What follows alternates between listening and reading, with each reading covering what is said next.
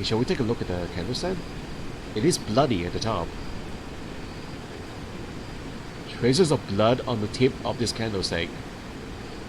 Yeah. Okay, let's talk to the guard again. Captain Bay? Yes, I'd like to tell you what I've discovered so far. We've got enough.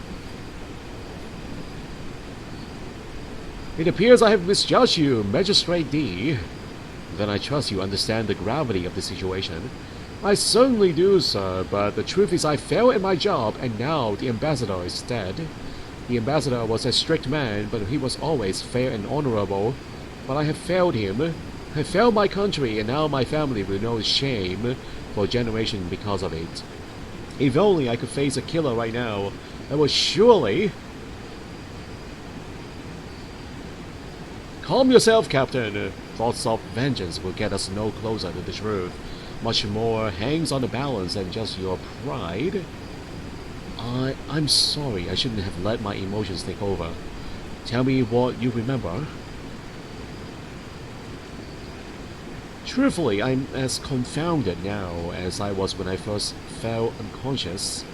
I was standing in the corner of the sitting room, observing the ambassador and the minister, when suddenly I could no longer support my own weight. My head was spinning and my balance was gone. I fell hard to the ground and then blackness. You see this? This bump on my head was not there earlier today. I can tell you that. And what happened after you woke? When it became clear that the ambassador was not inside the house, I had a hunch that he might be here, so I came running immediately. That is when I discovered the lifeless body inside the cave. How did you know he would be in the grotto? It was just a guess. So, you see, the ambassador spent much of his time here when he wasn't working. He enjoyed this garden very much, in particular this waterfall. He would often spend entire afternoons out here and inside the cave. On those days, he seemed peaceful. Did anyone ever join him in the cave? No, sir, never. This is the only entrance, and I was always standing guard. At this very spot, in fact, no one else could have gone in without me knowing. What about you? Did you ever join him inside? No, the ambassador made it very clear that he was not to be disturbed. Not to be disturbed, huh?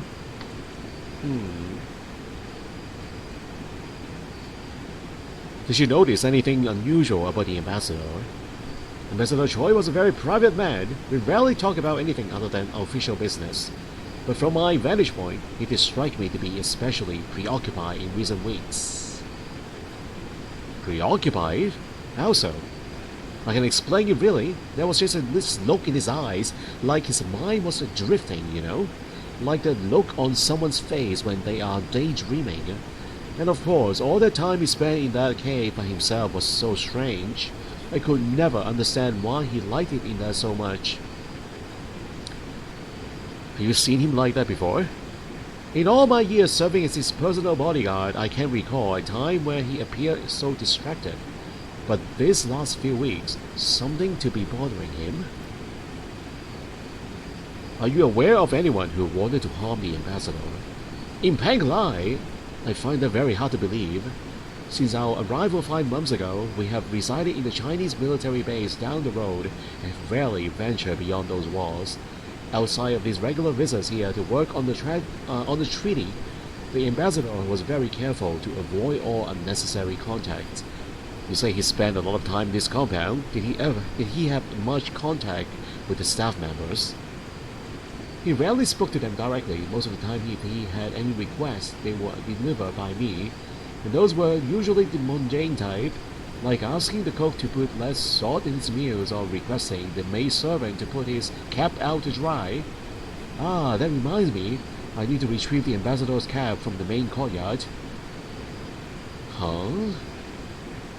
There is already a cap by his body. Yeah, I picked that up. Are you sure you are not mistaken? There is already a cap near the ambassador's body. How can it be the main courtyard? Ah, yes, well, you see, the ambassador is rather a portly man, and on humid nights such as this, he has the tendency to perspire, causing the underside of his cap to become damp. He used to complain about the discomfort, so he usually carried a spare cap with him. It was customary for him to switch to the fresh one before a meal. Did you ask the maidservant to take it out this evening? Yes, in fact, the maidservant usually come to collect the cap as soon as we arrived. I suppose she picked up the routine pretty quickly.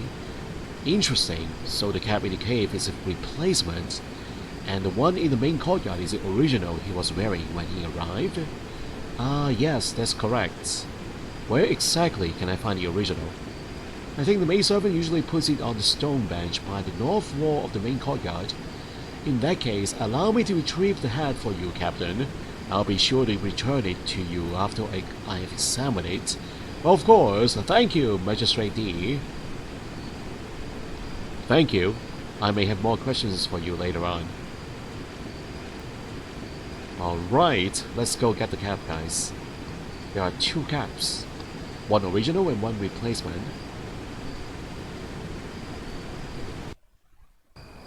The one I picked up, that was the bloody replacement. The main courtyard, so near the entrance area.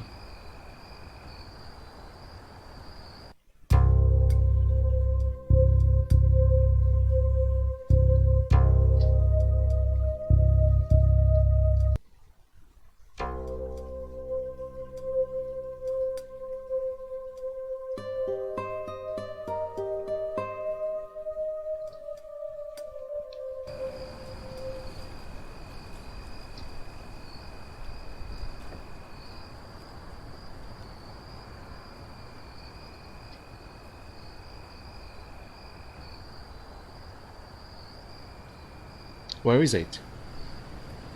Is this not the main courtyard?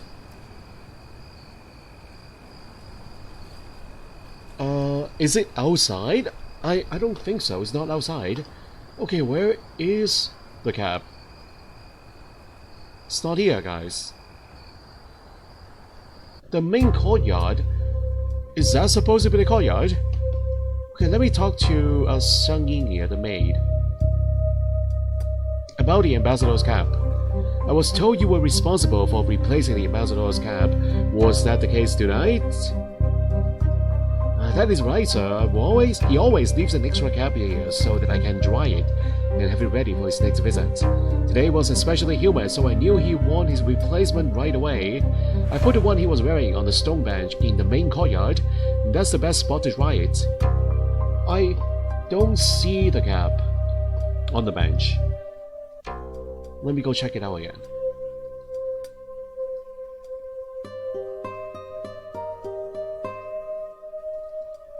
On the bench? I don't see any cap on the bench.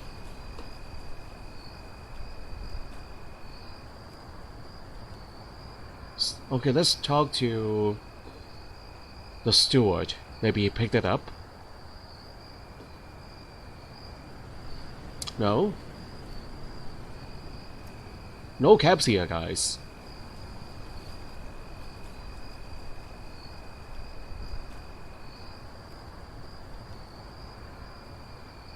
Is it really here? Hold on. It's not showing on the bench. No hat. Captain Bay said the ambassador's cap should be on the bench. Where could it be? Maybe now we will have more dialogue choices, guys. Aha! I'm looking for Ambassador Choi's cap, the one that the maidservant would have taken out to dry upon his arrival this evening. Have you seen it? I'm afraid I haven't seen it, sir. You're better off asking Sun Ying, but she's a clumsy girl, that one. It wouldn't surprise me if she misplaced it, and between you and me, I don't think she'll last here much longer. What makes you say that? Well, I suppose I've seen her kind before, sir. Careless and too cunning for her own good. I can tell the good ones from the bad ones, you know. I've served in many distinguished houses, like the Lians or Duji province. You must have heard of them. I served the great Lian family for over 10 years. That is, until 2 years ago, when the eldest son threw away their fortune in the gambling halls. I thought then that my fate has been sealed, destined to wait tables in tasteless inns and wine houses. Fortunately, the Leon matriarch was good enough to write me a letter of recommendation before things got even worse. That's how I ended up here, sir. So you were acquainted with Minister Wang?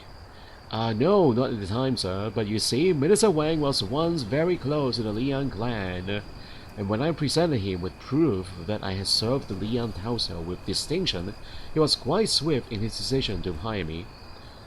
Yes, I remember now. I heard about the Leons while I was taking my final literary examination in the capital.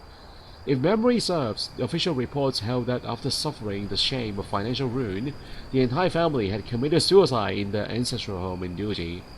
News of that terrible scandal echoed throughout the capital for weeks.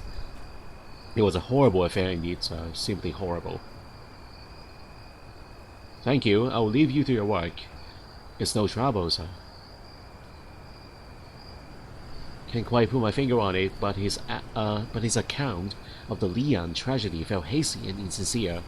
Unfortunately, my knowledge of that affair is only second-hand. I would need something more substantial if I wish to confront him. Perhaps Minister Wang would know more. Perhaps. Yeah, he sounded quite cold there, guys. Not even one bit of sadness or sorrow. So that is a bit odd. He has served in that household for over 10 years. Think about it, guys.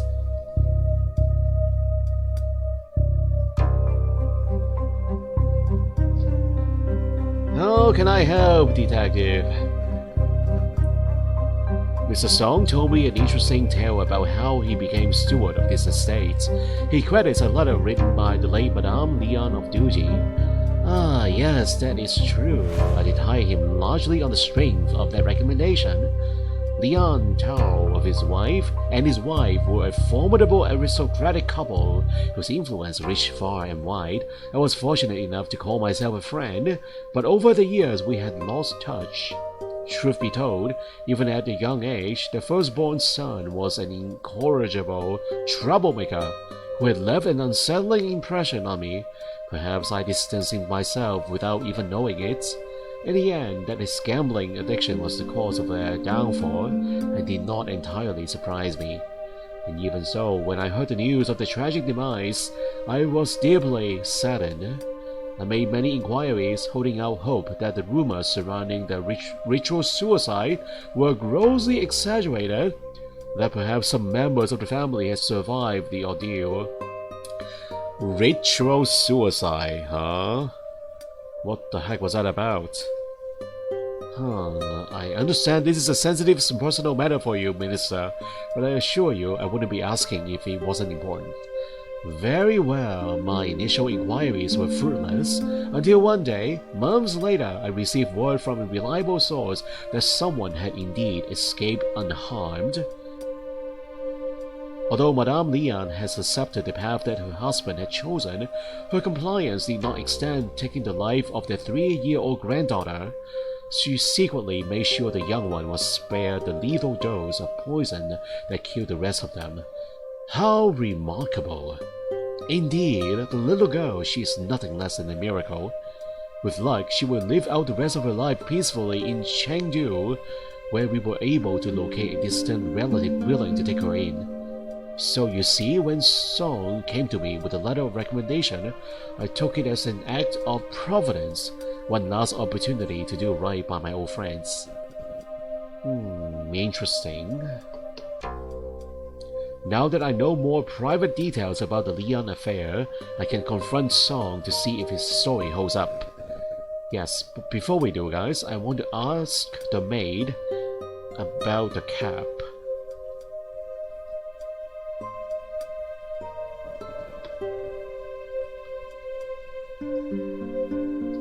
Are you aware the ambassador's cap is missing?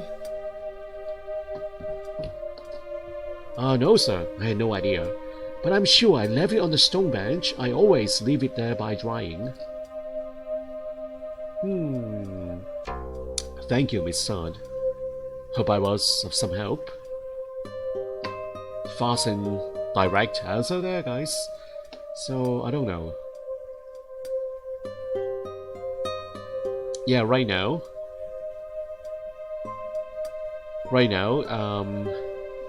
the steward is the most suspicious person in the premise.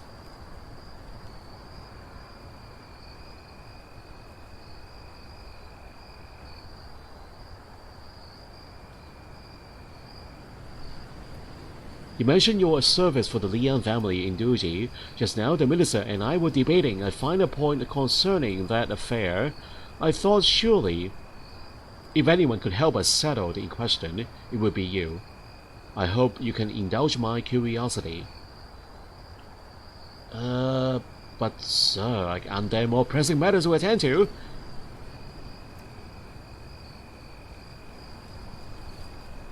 I'm afraid you misunderstood me. That was not a request, it was an order. I am very sorry, sir. I didn't mean to suggest. No apology needed. Simply answer me this. When faced with ruin and shame, the entire Liang family retreated to their ancestral home and committed ritual suicide. No one was spared except for one. Can you tell me who survived? But they all died, I'm sure of it. It was common knowledge. It was indeed common knowledge that the entire family poisoned themselves, but only a select few knew the entire truth. As luck would have it, Minister Wang is such a person. The Liang matriarch knew her husband's suicidal plans and had no choice but to follow his wishes. But she could not bear to see the family's youngest, her 3-year-old granddaughter, suffer the same fate. Madame Liang made sure the girl was spared the lethal dose of poison that killed the others. But you could not have known that, since contrary to your false claims, you never worked for the Liangs at all.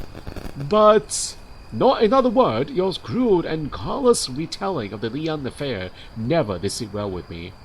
How could a man devoted to the same family for so long recount such a tale with such utter lack of sentiment? You are an opportunist, but not a very smart man. Yeah, that's what I was thinking there. Like everyone else at the time, you heard the stories about the Liangs, but you decided you could use that knowledge to your advantage. You forged the letter you claimed was written by the matriarch and lied your way into your current position. What are you playing that song? Come out with it now. That it is true that I lied about my past. I won't deny it any longer. I was desperate for a job, and although I could work as a servant before, I knew that I lacked the experience for this position. But I assure you, I had nothing to do with the ambassador's death. I'll be the judge of that. What else did you lie about? The ambassador's cap. I was the one who took it from the stone bench earlier this evening, just after the maidservant brought it out into the courtyard. Explain yourself at once. It was nothing nefarious, sir. I swear, I needed something to protect myself from Sung Ying. Like you, she somehow found out about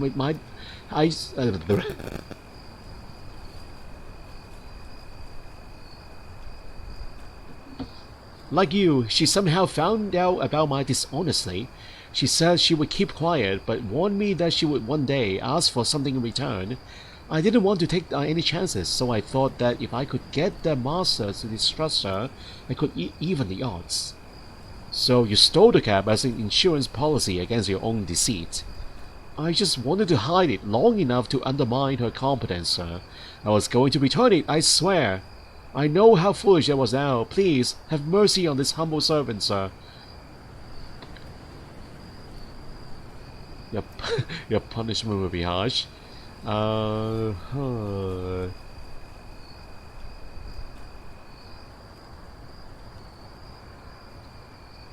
Your petty squabbles are a little concern. As you said yourself, there are more pressing matters ahead. Now, tell me where you hid the cap. It's in the storage room. I placed it in the locked wooden chest. But in all the commotion, I seem to have lost the only key. That's why I've been sweeping the floors all night, sir. I've been searching all over it. Look, I was able to find a piece of it. Missing key added. Okay. What do you mean a piece? Well, that chest had a very unique locking mechanism, sir. Its key is actually made up of 3 discrete pieces. It's an old Han Dynasty relic, but Minister Wang is fond of antiques. I must have dropped them earlier, but I've only managed to recover one of the 3 pieces. I've looked everywhere, sir. The only explanation is that the other 2 pieces must have been picked up by one or more people here. Very well, I will speak to the others about the 2 missing pieces. Alright, yes! Caught Song lying about his past and learned where he hid Choi's original cap. So only one more clue to collect!